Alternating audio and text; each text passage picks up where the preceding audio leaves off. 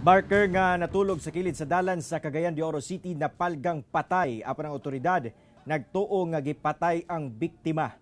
Patay na diyang napalgan sa mga residente ang Barker nga si Darnel Alisoso, 39 anyos. Residente sa Manticaw, Misamis Oriental, kilid sa dalan dapit sa usa ka butika sa RNPN Roa Street, corner Ferebrel Street, Barangay Carmen, Cagayan de Oro City. Sa investigasyon, dunay samad sa agtang ang biktima nga posibleng gikan sa pagbunal sa gahi nga butang. Wala siya nakita nga sign of struggles ang otoridad sa patayng lawas sa biktima.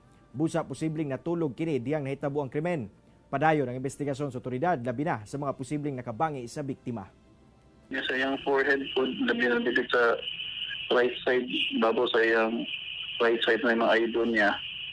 Magnayon na lupyat ka by circle na igo ko siya sa hard nga object, either bato or hindi ba naman bagkaho, sir. Muna ba itong distikaran po, sir?